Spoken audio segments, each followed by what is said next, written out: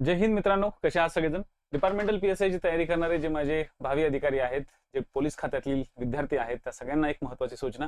आपली आरंभ बॅच दोन म्हणजे आरंभ बॅच मी याच्या आधी मागच्या वर्षी लॉन्च केली होती. तर पहिल्या आरंभ बॅचमध्ये जवळपास 90% सिलेबस झालेला आहे. तर आता आपण आरंभ बॅच 2.0 स्टार्ट करतोय. तर डिपार्टमेंटल पीएसआयच्या पूर्वपरीक्षेच्या पॉईंट ऑफ व्ह्यूने, पूर्वपरीक्षा म्हणजे सगळ्यात इम्पॉर्टंट परीक्षा असते, कारण की या पूर्वपरीक्षेला आपल्याला सामान्य अध्ययन, मराठी आणि इंग्रजी व्याकरण म्हणजे मराठी व्याकरण इंग्रजी व्याकरणाचा एक सगळ्यात महत्त्वाचा क्रुशियल पार्ट जो की 50 मार्काला आहे, आणि सामान्य अध्ययन जो की 50 मार्काला तुम्हाला विचारला जातो. मित्रांनो, सामान्य अध्ययनाचं एक पुस्तक मी 2013ला पब्लिश केलं होतं. तेव्हापासून आतापर्यंत त्या पुस्तकातनं भरपूर सारे अधिकारी घडले. कल्पवृक्ष या त्या पुस्तकाचं नाव होतं, आणि या कल्पवृक्ष सिरीजच्याच महत्त्वाच्या नोट्स आता तुम्हाला मेच्या एंडिंग पासून आम्ही तुम्हाला द्यायला सुरुवात करणार आहोत. पण त्याआधी मला हे सांगायचं आहे तुम्हाला की बघा, कसं असतं की एक लेखक आहे, एका लेखकाकडनं आता आम्ही जे काही कंटेंट्स काढतो किंवा आम्ही जे काही PYQ अनालिसिस करतो, तर त्याच गोष्टी तुम्हाला शिकायला मिळतात. भरपूर काय होतं की जे विद्यार्थी असतात, ते विद्यार्थी इथं शिकतात तर खरं, किंवा विद्यार्थी क्लासेस जॉईन करतात तर खरं, परंतु त्यांना डिपार्टमेंटल रिलेटेड जो त्यांचा एक अप्रोच असतो, तो त्यांना अप्रोच ओरिजिनली भेटत नाही. त्यांना जो अनुभव असतो, तो अनुभव त्या ठिकाणी त्यांना मिळत नाही. त्याच्यामुळेच जनरली मी विद्यार्थ्यांना ही रिक्वेस्ट करेल किंवा एक सांगायचा प्रयत्नच करेल की डिपार्टमेंटल पीएसआयचा पूर्वपरीक्षेचा पार्ट जो असतो, तो सगळ्यात महत्त्वाचा असतो. जर पूर्वपरीक्षेमध्ये जर तुमचा स्कोर चांगला आला, तर डेफिनेटली मेन्स परीक्षा तुम्ही देऊ शकता. परंतु फक्त मेन्सवरतीच फोकस ठेवत बसला आणि मेन्सचेच विषय करत राहिला आणि पूर्वपरीक्षेला ठीक आहे आपण पास करून घेऊ, आपल्याला काय 40च मार्क पाडायचे, असा जर अप्रोच तुम्ही ठेवून जर चालत असाल, तर it's very risky for you. Departmental PSI मध्ये सामान्य अध्ययनासाठी 2013 पासून जे मी पुस्तक काढलेले, तेच पुस्तक आता तुम्हाला शिकण्याची संधी या ठिकाणी मिळणार आहे. म्हणूनच डिपार्टमेंटल पीएसआयचं सामान्य अध्ययनाची एक खास लाईव्ह आणि रेकॉर्डेड बॅच, ठीक आहे, लक्षात घ्या, लाईव्ह आणि रेकॉर्डेड अशा दोन्ही फॉर्मॅटमध्ये मिळेल. म्हणजे नक्की काय, तर लाईव्ह तर तुम्हाला मिळणारच आहे, म्हणजे लाईव्ह लेक्चर्स तर आपले होणारच आहेत. आता ते कधी होणार आणि रेकॉर्डेड लेक्चरचा काय नक्की रोल असणार, तर बघा, भरपूर सारे पोलीस बांधव काय असतात की ड्युटीज किंवा पुढं दौरे असतात. या ड्युटी किंवा दौऱ्यांमुळे त्यांचा बऱ्याचदा काय होतं, टायमिंग या ठिकाणी मॅच होत नाही. अनेक विद्यार्थी असे असतात की जे ऑफलाईनची डिमांड करतात की सर आम्हाला ऑफलाईन जॉईन करायचंय. बरं, ऑफलाईन येतात सुद्धा, परंतु ऑफलाईन जॉईन केल्यानंतर आठवड्यातनं 2 किंवा 3 दिवस ते क्लासला येत नाही. त्याच्यामुळे होतं काय, ऑफलाईन जरी आम्ही सेट केलं किंवा ऑफलाईनला जरी ऍडमिशन आम्ही दिले, तरी विद्यार्थ्यांचा एक असा आम्हाला फ्लो कळालेला आहे की इथे 7 ते 6 दिवसाचा जो काही क्लास असतो, त्याच्यात ते 2 किंवा 3 दिवस गैरहजर राहतात. किंवा जे विद्यार्थी येतात जरी ऑफलाईनला, तरी ऑफलाईनला आल्यानंतर त्यांचा जो खर्च आहे तो खूप जास्त होतो, येणं जाणं, वेळ देणं, त्या सगळ्या गोष्टींमुळे होतात. त्यामुळे आम्ही एक अशी शक्कल लढवली की आपण डिपार्टमेंटल पीएसआयच्या विद्यार्थ्यांना जास्तीत जास्त ऑनलाईन प्लॅटफॉर्मच आपण सजेस्ट करायचा आणि असं शिकवायचं जसं त्यांना आपण ऑफलाईनमध्ये शिकवतोय. म्हणजे ऑनलाईन प्लॅटफॉर्म तर द्यायचा, सोबत त्यांना अशी ट्रीटमेंट द्यायची की त्यांना ऑफलाईनचं फिलिंग आलं पाहिजे. म्हणजे अशा पद्धतीने शिकवायचं की ज्या विद्यार्थ्यांना असं वाटलं पाहिजे की चला आपल्याला नोट्सही भेटत आहेत, चला आपल्याला कन्सेप्ट पण क्लिअर होत आहेत, चला आपल्याला PYQ पण अनालिसिस करून मिळत आहेत, आणि सगळ्या गोष्टी अनलिमिटेड जर मिळाल्या, म्हणजे परीक्षा होईपर्यंत जर मिळाल्या, तर काय वाईट आहे. म्हणून बऱ्याचशा विद्यार्थ्यांचं असं आम्ही सांगायचा प्रयत्न हाच करतो की आगामी काळामध्ये एक साधारणतः 5-6 महिन्यामध्ये तुमची पूर्वपरीक्षा होईल. कारण की 92 जागांचं मागणी पत्रक आलेलं आहे. कदाचित ते भविष्यामध्ये जागा आणखी जास्त वाढतील, 200-250 पर्यंत त्या जागा वाढतील. तर ह्या ज्या काही जागा वाढणार आहेत किंवा ह्या ज्या काही ऍक्टिव्हिटी होतील पुढे भविष्यात, त्या भविष्यातल्या गोष्टी आहेत. तर आताच्या सध्याच्या गोष्टी काय, तर आताच्या गोष्टी आहेत डिपार्टमेंटल पीएसआयचा अभ्यास करणे. डिपार्टमेंटल पीएसआयचा जर तुम्ही प्रॉपर एकदम छान पद्धतीने पूर्वपरीक्षेचा अभ्यास केला आणि पूर्वपरीक्षेच्या आगामी काळात तुम्ही टेस्ट सिरीज प्रॉपरली दिल्या, आणि या टेस्ट सिरीजमध्ये जर तुम्हाला चांगल्या पद्धतीने मार्क गेन व्हायला लागले, तुमचा स्कोर 55-60 असा यायला लागला, तर समजायचं तुम्ही पूर्वपरीक्षा क्लिअर होणार आणि मुख्य परीक्षेचा तुम्ही अभ्यास निश्चितपणे करू शकता. परंतु काय होतं, मी डिपार्टमेंटवाल्यांच्या विद्यार्थ्यांच्या मनामध्ये मी बऱ्याचशा शंका बघितलेल्या आहेत की मेन्सचा अभ्यास पण करतात आणि मेन्सचा अभ्यास करता करता पूर्वपरीक्षेच्या बाबतीत एकदम थोडेसे ढिलाई सोडतात. तर तसं करू नका. मी तुम्हाला मेन्सचाही अभ्यास करायला बंदी नाही केली, तुम्ही मेन्सचाही अभ्यास करा, परंतु प्रीच्या अभ्यासाकडे दुर्लक्ष करू नका. कारण की पूर्वपरीक्षेच्या अभ्यासात असं वाटतं की जनरल स्टडीज ठीक आहे, आपण पुस्तकं वाचली, मार्केटमध्ये असलेली कुठलीही पुस्तकं आणली, म्हणजे भूगोलाचं मी स्टँडर्ड पुस्तक घेतलं, इकॉनॉमिक्सचं मी स्टँडर्ड पुस्तक घेतलं, मी त्या स्टँडर्ड पुस्तकातून वाचत बसलो, ठीक आहे. तर अशा गोष्टी होत नाहीत, कारण की क्वेश्चन पेपर अनालिसिस केल्याशिवाय आपल्याला समजत नाही. म्हणूनच ज्या विद्यार्थ्यांना या डिपार्टमेंटल पीएसआयची तयारी करायची, त्यांना या चॅनलवरती उद्या सकाळी बरोबर 7:30 वाजल्यापासून डिपार्टमेंटच्या रिलेटेड एक प्रश्न, एक संकल्पना आणि 1 मार्क पक्का नावाची एक सिरीज आपण या ठिकाणी सुरू करतोय, जेणेकरून बॅच जॉईन करणारे किंवा बॅच जॉईन न करणाऱ्या सगळ्या विद्यार्थ्यांना हे समजेल की मी शिकवतोय कसा, माझा क्वेश्चन पेपर अनालिसिसचा पॅटर्न कसा आहे आणि जे डिपार्टमेंटल PSIचे विद्यार्थी या चॅनलवरती आहेत त्या चॅनलवरच्या विद्यार्थ्यांनी माझ्या आधीचे सगळे जे लेक्चर्स आहेत एकदा ते लेक्चर्स टॅली करून बघा. तुम्हाला जर असं वाटलं की चला बाबा या सरांकडून आपण शिकूया तर डेफिनेटली वेलकम या बॅचमध्ये. किंवा तुम्हाला जर असं वाटलं की अरे कल्पवृक्षचं पुस्तक मी कुठून तरी ऐकलं होतं किंवा एखादा PSI झालेला विद्यार्थी होता त्यांनी मला सांगितलं होतं की पूर्व परीक्षा पास करण्यासाठी कल्पवृक्ष पुस्तकाशिवाय दुसरा ऑप्शन चांगला नाहीये. तर कल्पवृक्ष पुस्तकावरती तुमचा किंवा तुमच्या PSI झालेल्या विद्यार्थ्याचा जर विश्वास आहे किंवा तुमचा PSI झालेला विद्यार्थी तुम्हाला सांगतोय की कल्पवृक्षचं पुस्तक वाच, तर मी तुम्हाला हेच म्हणतोय की कल्पवृक्षचं पुस्तक तर तुम्ही वाचणारच, पुढे भविष्यात मी तुम्हाला सगळे पुस्तकं देणारच आहेत. पण कल्पवृक्ष लिहिणाऱ्या व्यक्तीकडनं जर तुम्ही शिकलात तर काय वाईट आहे. बरं असंही नाही की बाबा फीज आपण खूप जास्त ठेवलेली आहे, 10,000 9,000 5,000 असे ठेवलेले आहेत. मी सरळ क्लिअर करेल की 5,000 ही माझ्या कोर्सची फी तुम्हाला दिसत असेल, पण 5,000 या कोर्सच्या फीसकडे तुम्ही लगेच जाऊ नका. 5,000 या कोर्सच्या फीच्या मागे मी तुम्हाला जो 50% डिस्काउंट दिला ना तो खूप मॅटर करतो. आणि सध्या मी 50% डिस्काउंट देईल. ऑब्व्हियसली बॅच लॉन्च होते तर बॅच लॉन्च असताना बऱ्याचशा विद्यार्थ्यांना 50% डिस्काउंटचा फायदा मिळाला पाहिजे, त्यासाठी मी प्रयत्न करतोय. तर 50% डिस्काउंटसाठी तुम्हाला KG ओके कॅपिटलमध्ये KG आणि डिपार्टमेंट PSI काय तर डिपार्टमेंट PSI मी इथं जरा सुटसुटीत लिहितो. ओके KG डिपार्टमेंट PSI हा कोड तुम्हाला यूज करायचा 50% डिस्काउंटसाठी. ठीक आहे, हा काय करायचा आहे, हा कोड तुम्हाला डिस्कस करायचा किंवा टाकायचा. आता इन केस तुम्ही बरेचसे विद्यार्थी असतात की ज्यांना इकॉनॉमिकली इश्यू असतात. मी समजू शकतो की पोलीस लोकांना ओके काही पोलीस लोक त्यांना काही इकॉनॉमिकल थोडंसं बर्डन असतं किंवा खर्च असतो, मेडिकल कंडिशन घरातल्या लोकांची असतो, ते मेडिकल खर्च असतो, घराचा खर्च असतो, बाकी बाहेरचा किंवा कुणी काही समारंभ असेल किंवा काय असेल तर कुठं ना कुठं तरी मी समजू शकतो की पोलीस डिपार्टमेंट मधल्या लोकांना फायनान्शियल इश्यू राहतात. ठीक आहे, आता पोलीस डिपार्टमेंटच्या फायनान्शियल इश्यू असणाऱ्या विद्यार्थ्यांनी डायरेक्ट मला कॉन्टॅक्ट करा बिंदास. ओके बघा मी डिपार्टमेंटल PSI ला गेल्या जवळपास 16 वर्षापासून शिकवतोय आणि मी डिपार्टमेंटल PSI हे माझं म्हणजे मी पूर्ण लाईफ त्या डिपार्टमेंट PSI ला दिलेलं आहे असं समजून चला. 2009-10 पासून तर आतापर्यंत मी डिपार्टमेंट PSIच्या विद्यार्थ्यांना शिकवलंय, घडवलंय. आता माझा जो वाटा आहे तो मॅक्सिमम मी वाटा पूर्व परीक्षेला देतो. ठीक आहे, शेवटी जो रिझल्ट आहे तो मेन्सच्या अभ्यासावरती किंवा मेन्सच्या रिलेटेड वरती असलेल्या गोष्टींना आपण ह्या वर्षीपासून स्टार्ट पण करणार आहोत. म्हणजे या वर्षीपासून आपण प्रॉपर मेन्स पण या ठिकाणी घेणार आहोत. आता ते डिपेंड करतं नक्की एक्झाम पॅटर्न कशा पद्धतीने येतोय ते. आता जे 16 वर्षापासून येतं मी मेहनत केलेली आहे ती माझी मेहनत पूर्णपणे डिपार्टमेंटच्या लोकांना एक इमानदारीने चांगला अभ्यास देण्यासाठीच आहे. आतापर्यंत मी नागपूर, पुणे, मुंबई, औरंगाबाद म्हणजे छत्रपती संभाजीनगर अशा ठिकाणी शिकवलं. भरपूर सारे SRPF ग्रुपमध्ये मी गेलो, भविष्यात पण जाणार आहेत. आता SRPF वाल्यांनी जर बोलवलं तर काही विद्यार्थी असतात की जे सांगतात की सर आम्ही SRPFचे आहोत, तर जमलं तर आम्हाला या SRPF कॅम्पला तुम्हाला व्हिजिट देता येईल, आम्ही तयारी करतोय, आम्हाला एक रूपरेषा किंवा दिशा दाखवण्याचा तुम्ही प्रयत्न करा. तर डेफिनेटली मी तिथेही जातोय. आता ठीक आहे, त्याला मी खूप जास्त प्रसिद्धी देत नाही, ही गोष्ट वेगळी, परंतु मी त्या ठिकाणी जाऊन त्यांना भेटण्याचा प्रयत्न किंवा त्यांना सगळ्या गोष्टी सांगण्याचा प्रयत्न केलेला आहे. महाराष्ट्रात गेल्या 16 वर्षामध्ये मी जवळपास सगळ्याच SRPF ग्रुप किंवा बाकीच्या सगळ्या ठिकाणी फिरलेलो आहोत. लास्ट 2-3 वर्षापासून थोडंसं मला बाकीच्या म्हणजे जसं मी आता हा प्लॅटफॉर्म सुरू केला किरण गुरुजी, या किरण गुरुजी प्लॅटफॉर्मवरती ज्यावेळेस मला बाकीच्या पण ऍक्टिव्हिटी कराव्या लागतात तर त्याच्यामुळे माझं थोडंसं काम फक्त आता कमी करलेलं आहे आणि मी फक्त आता पुस्तक, महत्वाचे सेमिनार्स म्हणजे विद्यार्थ्यांना भेट देणं, SRPF ग्रुपला भेट देणं आणि आपला क्लास घेणं, या 3 गोष्टींमध्ये मी फुल्ली डेडिकेशन करणार आहे आणि डेडिकेट राहणार आहे. आणि युट्यूबचं जे आपला चॅनल आहे ह्या चॅनलच्या वरती तुम्हाला रोज एक क्वेश्चन, एक व्हिडिओ तुम्हाला 100% पडणार आहे. म्हणजे डिपार्टमेंट PSIच्या पूर्व परीक्षेला तुम्ही मागे नाही पडले पाहिजे, डिपार्टमेंट PSIच्या मेन्स परीक्षेला तुम्ही मागे नाही पडले पाहिजे. म्हणजे मी सातत्य ठेवण्याचा पूर्णपणे आता या प्रयत्न या ठिकाणी करणार आहे. आता फक्त साथ तुमची द्यायची आहे मला. जर तुम्ही या ठिकाणी चांगल्या पद्धतीने कव्हरअप करायचा प्रयत्न केला म्हणजे कल्पवृक्ष याच पुस्तकाच्या लेखकाकडनं जर सामान्य अध्ययन शिकण्याची जर तुम्ही ओके संधी दवडली तर ते तुमच्यासाठी खूप रिस्क आहे. आणि सगळ्यात इम्पॉर्टंट म्हणजे आपण करणार काय आहोत. आता सपोज आता बरेचसे विद्यार्थी म्हणतील सर बॅच होणार कशी आहे आणि बॅचचा नक्की स्ट्रक्चर कसा असणार आहे. तर बघा आपल्याला जो सिलेबस आहे 2500 मध्ये तुम्हाला सगळ्या गोष्टी मिळतील.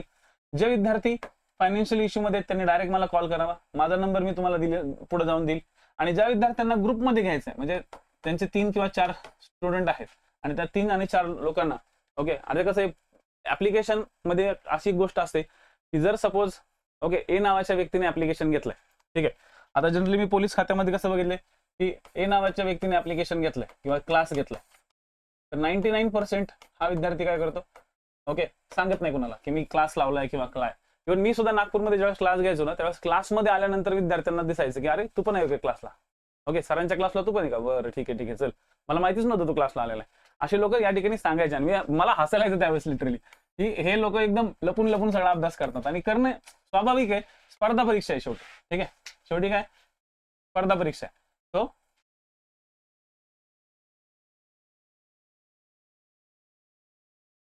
एनी क्लास लावला तर ए हा बी ला सांगत नाही, बरं बी नी क्लास लावला तर तो सांगत नाही. फक्त 1% लोक असे आहेत, ओके 1% लोक आहेत की जे ग्रुपमध्ये अभ्यास करतात. म्हणजे त्यांचं असं म्हणणं आहे की अरे आपण ग्रुपमध्ये अभ्यास केला तर आपण सगळेच पास होऊ. अशा ग्रुपमधल्या लोकांसाठी ओके स्पेशल डिस्काउंट आम्ही ठेवलाय. तर ग्रुपमधल्या विद्यार्थ्यांसाठी आम्ही जवळपास 60% ऑफ ठेवलेला आहे.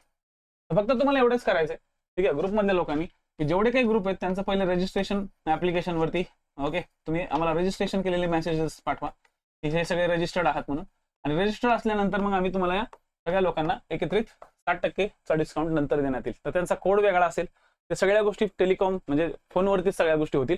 तर त्यासाठी तुम्हाला पहिले रजिस्ट्रेशन तुमचे किती मित्रांचं आहे किंवा काय आहे किंवा किती जण एकत्रित तयारी करतायत, तर त्या सगळ्या लोकांचे आम्हाला रजिस्ट्रेशन अपेक्षित आहेत. नाही तर काय होतं, एक विद्यार्थी घेतो आणि तो एक विद्यार्थी 10 लोकांना वाटतो. अशा गोष्टी झाल्या तर मग ते नुकसानीचं काम होतं आणि हे सगळ्या गोष्टी ओके अनएथिकल वाटतात. तर एथिकच्या हिशोबाने आपण जाण्याचा प्रयत्न करू. त्यामुळे जे काही ग्रुप मेंबर्स असतील त्या ग्रुप मेंबर्सनी अशा पद्धतीने आमच्याशी अटॅचमेंट ठेवावी. आणि स्पेशली जे SRPF वगैरेचे विद्यार्थी आहेत की ज्यांचा पूर्व परीक्षेच्या बाबतीत थोडासा जरा पंगा असतो. म्हणजे कसं बघा, तुमचं मराठी तुम्ही चांगलं ठेवता, बऱ्याचशा विद्यार्थ्यांचं असं असतं की मराठी चांगलं ठेवतात, ओके मराठी 100% मस्तपैकी अभ्यास करतात, मराठीसाठी सोर्स चांगले वाटतात. काही काही विद्यार्थ्यांचे तर 25 पैकी 24 मार्क वगैरे मराठीला येतात, चांगली गोष्ट आहे. पण इंग्रजीला मात्र आपली काय होते घोडे टांगा पलटी होतो. इंग्रजी बऱ्याच विद्यार्थ्यांनी पोलीस भरतीपासून केलेलं नसतं, ठीक आहे बरोबर. तर पोलीस भरतीपासून इंग्लिश चांगलं नसल्यामुळे बरेचसे लोक इंग्लिश करतच नाहीत इंग्लिश. आणि जे विद्यार्थी इंग्लिश करतात तर ते इंग्लिशचा फक्त क्लास करतात. बरं क्लास केल्यानंतर त्या इंग्लिशमध्ये जर आपण एखादी टेस्ट दिली तर त्या टेस्ट पैकी फक्त 5 किंवा 6 मार्काची किंवा 10 मार्काची ॲश्युरिटी त्या ठिकाणी येते. म्हणजे इंग्रजीला तुम्ही जास्तीत जास्त 10 मार्क्स चांगल्या पद्धतीने कव्हर करू शकता, पण जर क्लास व्यवस्थित केले तर. पण असे भरपूर सारे विद्यार्थी आहेत की जे विद्यार्थी मराठीवरतीच जास्त आपला फोकस ठेवतात आणि इंग्रजीचा क्लास लावायची पण ते ओके तसदी घेत नाहीत, कारण की त्यांना माहिती आहे की त्यांना इंग्लिश येणारच नाही. काही केलं तरी इंग्लिश पासून त्यांचा लय मोठा पंगा आहे. कारण की इंग्लिश मध्ये वॉकॅब्युलरी लागते आणि वॉकॅब्युलरीसाठी सध्या तुमची ड्युटी, तुमचं घर, तुमचे बाकीची सगळी आजूबाजूचं वातावरण, ह्या सगळ्या वातावरणात इंग्लिश चांगला डेव्हलप होत नाही, कारण की इंग्लिश हे आपण जनरली बोलत नाही, ठीक आहे. तर जनरली इंग्लिशमध्ये वोकॅब्युलरी सगळ्यात इम्पॉर्टंट आहे, सेंटेन्स स्ट्रक्चर सगळ्यात इम्पॉर्टंट आहे, ग्रामर, आयडम्स, फ्रेजेस या सगळ्या गोष्टी आणि त्यांचे मिनिंग्स, त्यांचे युजेस महत्वाचे. आता याच्यातून ओके इंग्रजीचा मी एवढं तर म्हणेल की इंग्रजी पूर्ण तर सोडू नका, इंग्रजीचा थोडासा असा अभ्यास तरी कंप्लीट करा की ज्यातून तुम्ही 5 मार्क तरी कव्हर करू शकता. मराठीला तुम्ही तसंही सोडणार नाही, म्हणजे तुमचं एक 30 पर्यंतची श्युरिटी तुम्ही या ठिकाणी सेटअप करा. आता महत्वाचं आहे सामान्य अध्ययन. सामान्य अध्ययन हा एक असा विषय की जिथं तुम्ही भरपूर मार्क घेऊ शकता, पण काही विद्यार्थी हे भरपूर मार्क कव्हर करत नाहीत, त्यांना अगदी 20, 22, 23 मार्कच फक्त सामान्य अध्ययनात पडतात. ह्याचा एक सगळ्यात मोठा ड्रॉबॅक असा की तुम्ही याचा जो अभ्यास आहे तो प्रॉपरली डिपार्टमेंटला जसा पाहिजे ना तसा करत नाही. बरेचसे विद्यार्थी डिपार्टमेंटला हवाय तसं करत नाही. आता फॉर एक्झाम्पल आधुनिक भारताचा इतिहास आहे, पण विद्यार्थ्यांना हे माहिती नाही इतिहास कुठून कुठपर्यंतचा आहे, कुठून कुठपर्यंत इतिहास आहे. आता हे कधी कळतं तर PYQ अनालिसिस मधून. आता PYQ अनालिसिस मधून तुम्हाला हे सगळ्या गोष्टी कुठे समजतील तर बॅच मध्ये आम्ही कव्हर करून देऊ. म्हणजे बॅच मध्ये काय होणार आहे की चॅप्टर झाला रे झाला, ओके चॅप्टर झाला की त्यावर आलेले जे काही डिपार्टमेंट PSI चे जेवढे काही प्रश्न आहेत हे सगळे डिपार्टमेंट PSI चे प्रश्न आपण चॅप्टर वाईज या ठिकाणी कव्हर करू. फक्त चॅप्टर वाईज डिपार्टमेंटच नाही, तर राज्यसेवेपासून आलेले सगळे प्रश्न. राज्यसेवा आपल्याला प्रश्नाशी मतलब आहे, प्रश्न कसे येतात, त्याचे कन्सेप्ट कसे येतात, त्याच्याशी आपल्याला मतलब आहे. PSI, STI यांचे आपण प्रश्न या ठिकाणी घेणार आहोत. म्हणजे प्रत्येक चॅप्टर नंतर कव्हर अप करायचा प्रयत्न करणार आहोत. आधुनिक भारताचा इतिहास हा 5 गुणांना येतो आणि तो तुम्हाला ऍक्च्युअल मध्ये आहे 1857 पासून 1857 पासून तर 1947 पर्यंतचा सगळा आधुनिक भारताचा इतिहास तुम्हाला आहे.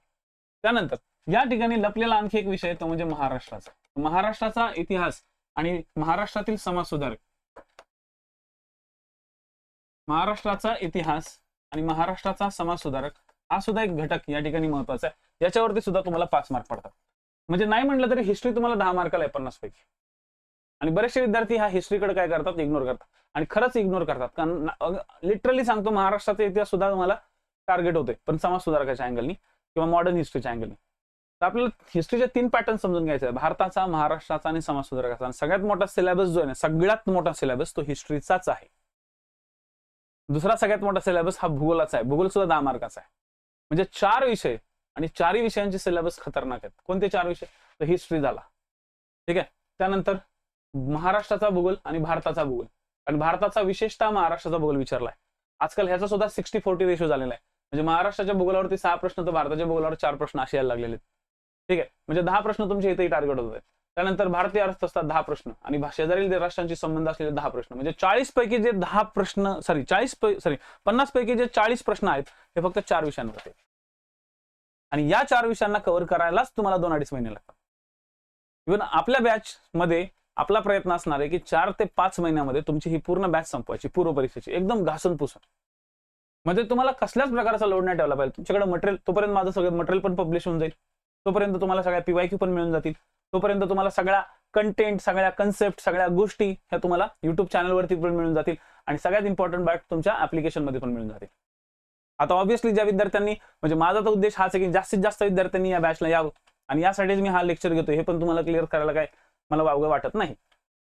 सगळ्यात महत्त्वाचं आहे की तुम्हाला समजलं पाहिजे की आपण कुठल्या प्लॅटफॉर्मला जॉईन करतो आणि पुढचा प्लॅटफॉर्मवाला किती अनुभवी. जर तुम्हाला असं वाटत असेल की हा ठीक आहे, मी अमुक अमुक एखादा व्यक्ती बघितला आणि त्याला ओके सर मला असेच भेटलेले आहेत वगैरे, तसं नाही. तर तुम्हाला हे माहिती पाहिजे की आपण ज्या सरांना लेक्चर करतोय त्या मास्टरला किती आहे, तर जवळपास 16 वर्षाचा अनुभव आहे. डिपार्टमेंटल PSI ची सगळी पुस्तकं काढल्यात. मी माझ्याकडे एवढा सध्या मोठा चान्स आहे की मी डायरेक्ट PSI मध्ये किंवा STI वगैरे यांसारख्या क्लासेसमध्ये जाऊन मी माझं करिअरला डेव्हलप करू शकतो. पण मी गेल्या 15 वर्षापासून डिपार्टमेंटवाल्यांबरोबर जे जुळलोय ते कायमचा जुळल्यासारखं आहे. त्याच्यामुळे माझं एवढंच म्हणणं आहे की डिपार्टमेंटल PSI वाल्यांनी सुद्धा या प्लॅटफॉर्मशी जुळणं गरजेचं आहे, आणि त्यांना माहिती नसतं ऍक्च्युअली. आणि ज्यांना माहिती आहे ते लोक स्वतःपर्यंत लिमिटेड ठेवतात, कोणीच बाकीच्यांना सांगत नाही बसत की मी हा क्लास लावलाय म्हणून.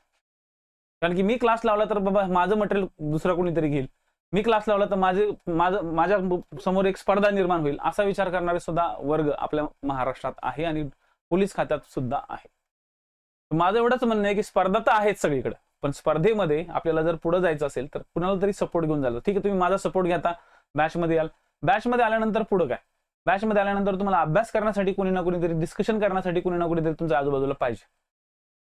मग बाबा तू कुठली बॅच लावली, चल तुझ्या बॅचचं तू मला मटेरियल दे, माझ्या बॅचचं मी मटेरियल देतो, मग दोघं शेअर करा. मग त्या शेअर केल्यानंतर तुम्हाला कळेल की अरे एक्झाम ओरिएंटेड आणि डिपार्टमेंटल PSIच्या पूर्व परीक्षेच्या रिलेटेड कल्पवृक्षाचं मटेरियल तुमच्या सगळ्यात टॉप लेवलचं राहणार आहे.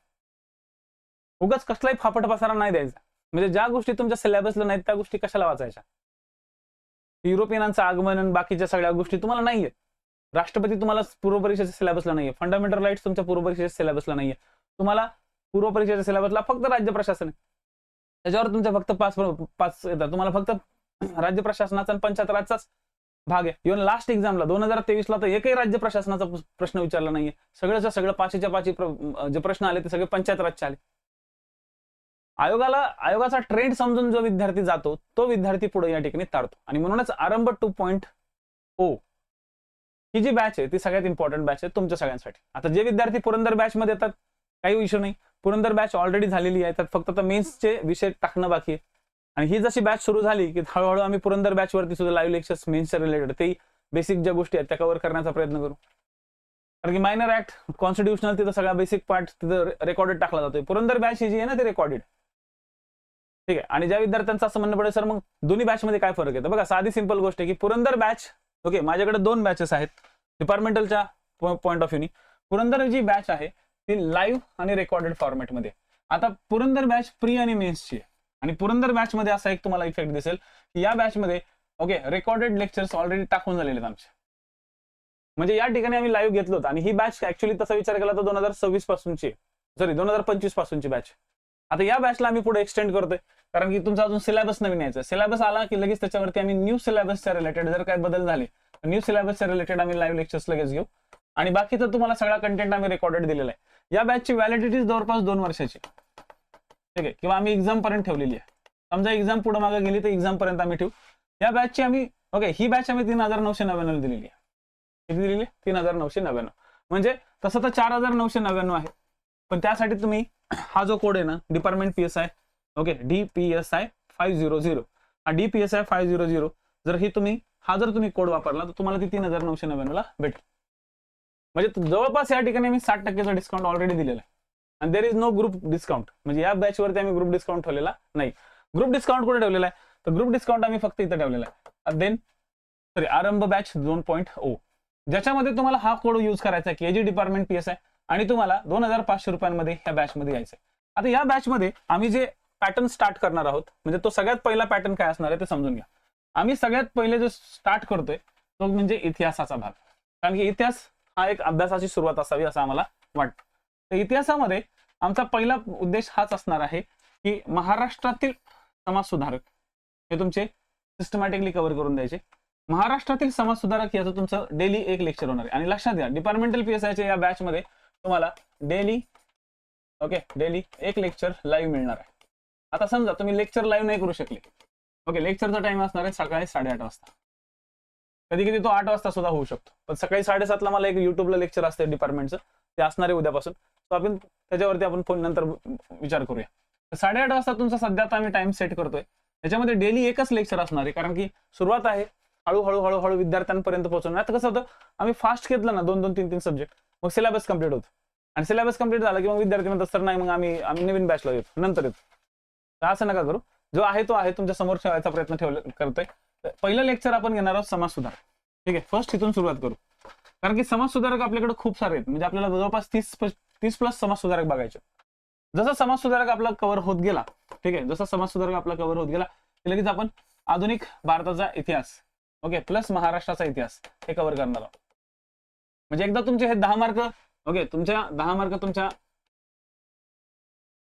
डिपार्टमेंटल PSIच्या सिलेबसच्या क्रेडिट मध्ये ऍड झाले, मग आम्ही निश्चिंत. उसके बाद आपण लेंगे, म्हणजे हे सगळं झालं की आपण घेणार कुठला, तर इतिहास झाल्यानंतर इतिहास झाल्यानंतर घ्यायचा असतोय पॉलिटी, म्हणजे ग्राम प्रशासन, जिल्हा प्रशासन, राज्य प्रशासन.